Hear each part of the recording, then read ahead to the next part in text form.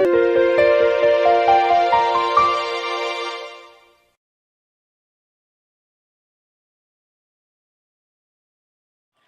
Morning students.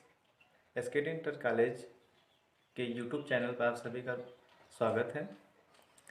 आज हम class 9th के बायोलॉजी का पहले चैप्टर का अध्ययन करेंगे, जिसका नाम है the fundamental unit of life, जीवन की मौलिक इकाई। जीवन की मौलिक इकाई से संबंधित है जैसे कि सेल्स। हमारे बॉडी में हर एक्टिविटी के लिए सेल्स रिस्पॉन्सिबल होता है। मतलब बॉडी के किसी भी एक्टिविटी, ग्रोथ, चाहे कोई भी एक्टिविटी हो, सेल्स बहुत ही इम्पोर्टेंट है हमारे बॉडी के लिए। सबसे पहले रॉबर्ट हुक ने सन 1665 में सेल्स की खोज की, कोशिका की खोज की।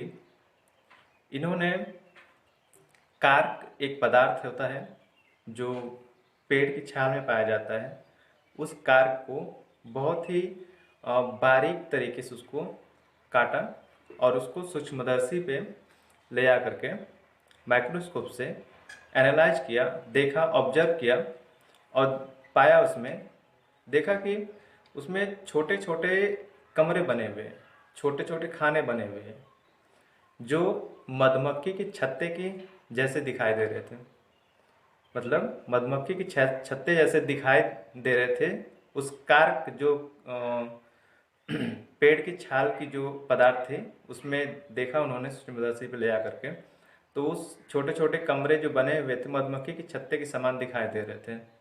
वो एक दूसरे से ज्वाइंट थे, एक दूसरे से ज्वाइंट थे। उन्होंने देखा कि ये तो बहुत अजीब चीज़ है। फिर उसका काफ़ी अध्ययन किया। अध्ययन करने के बाद उन्होंने देखा कि ये विकसित भी हो रहा है, विकसित होके जीव को क्या कर रहा है, ग्रोथ प्रदान कर रहा है, मतलब तमाम प्रकार की चीज़ें जो भी उन्होंने अध्ययन किया सेल्स के बारे में, वो सारी चीज़ें उसको कार्क कैम्बियम में देखने के बाद ही, इसके बाद ही उन्होंने ये सारी चीज़ें धीरे धीरे काफ़ी टाइम बाद उन्होंने सेल्स को डिफाइन किया। अब हम देखते हैं कि सेल्स जो हमारे जीवन की मौलिक इकाई है, यह बॉडी की ग्रोथ के लिए सबसे इम्पॉर्टेंट है। मतलब हमारी बॉडी का कोई भी अंग विकसित होता है तो कोशिकाओं की एक एक कोशिका के जुड़ के कि एक एक कोशिका के जुड़ के एक एक कोशिका के जुड़ने के बाद ही हमारी बॉडी का किसी अंग का निर्माण हो पाता है। चाहे हमारे बॉडी कोई भी अंग हो, इंटरनल पार्ट्स हो, एक्सटर्नल पार्ट्स हो, कोई भी अंग हो, हमारी बॉडी का कोशिकाओं के विभाजन से ही हमारी वृद्धि होती है। अब इसमें एक कोश के जीव भी आते हैं, बहुकोश के जीव भी आते हैं। एक कोश के जीव में भी जैसे अमीबा वगैरह में भी यह कोशिकाएं क्या होती पाई जाती हैं, डेवलप करती हैं। उनमें तमाम प्रकार की शेप साइज चेंज होती रहती हैं। बट बहुकोश की कोशिकाओं में क्या होता है कि इनकी शेप साइज समान होती है। जहाँ पे ये एक बार स्थिर हो गई तो वो स्थिर ही रहती है। मतलब जो कोशिका एक बार बहुकोश की जीव में उपस्थित होती है, सेम उसी के अनुसार एक जनरेशन टू अनदर जनरेशन वो अपने जनक के समान ही सेल्स डेवलप होती चली जाती हैं। अर्धसूत्री विभाजन, समसूत्री विभाजन के द्वारा ये कोशिकाएं बहुकोश के जीवों में डिवाइड होती रहती हैं। बट इनमें शेप और साइज चेंज नहीं होता है। बहुकोश के जीवों में शेप और साइज चेंज किस में होता है? एक कोश के जीवों में। जैसे अमीबा बताया मैंने, अमीबा का आकार और निश्चित नहीं होता है, उसका बदलता रहता है। पर बहुकोश के जीवों में जो सेल्स पाए जाते हैं, कोशिकाएं पाए जाती हैं, उनका आकार स्थित होता है, स्थिर होता है। ठीक, वो डिवाइड भी होती हैं समसूत्री विभाजन, अर्धसूत्री विभाजन के द्वारा, तो अपने जनक के समान ही दिखाई देती हैं। एक चीज़ और कि हमारे बॉडी के अंदर सभी कोशिकाएं एक जैसी नहीं होती हैं। हमारी बॉडी के अंदर सभी कोशिकाएं एक जैसी नहीं होती हैं। चाहे वो बोन्स की सेल्स हो, ब्लड की सेल्स हो, या स्किन की, मसल्स की, तमाम प्रकार की बॉडी ऑर्गन्स के सेल्स जो हैं वो अलग अलग होते हैं। जैसे ब्लड सेल्स अलग शेप साइज होती है उसकी, बोन सेल्स की शेप साइज अलग होती है, मसल सेल्स की शेप साइज अलग होती है।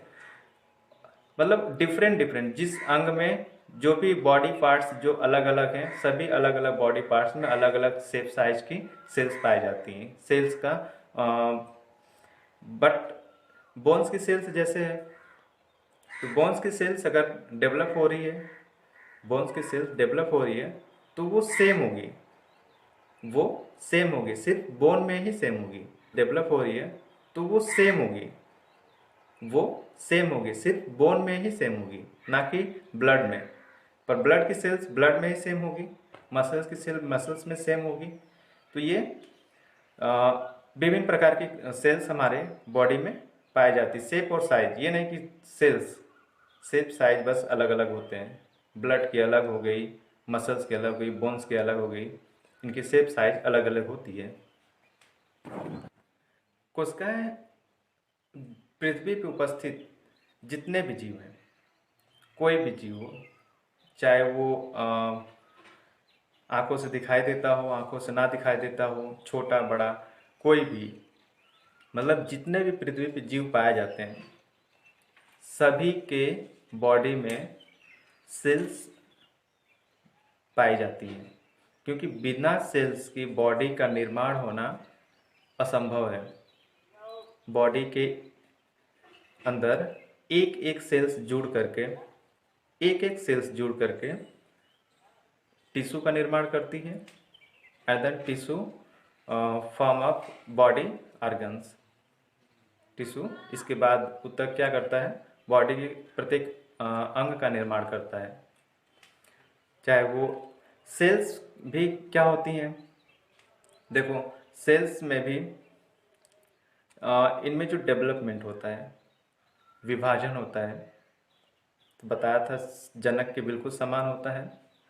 इनमें भी अंग होते हैं, सेल्स के कई सारे अंग होते हैं, जो जैसे एक मनुष्य के, एक जीव के कई सारे अंग होते हैं, उसके जीवन जीने के लिए उसके अंग सहायक होते हैं।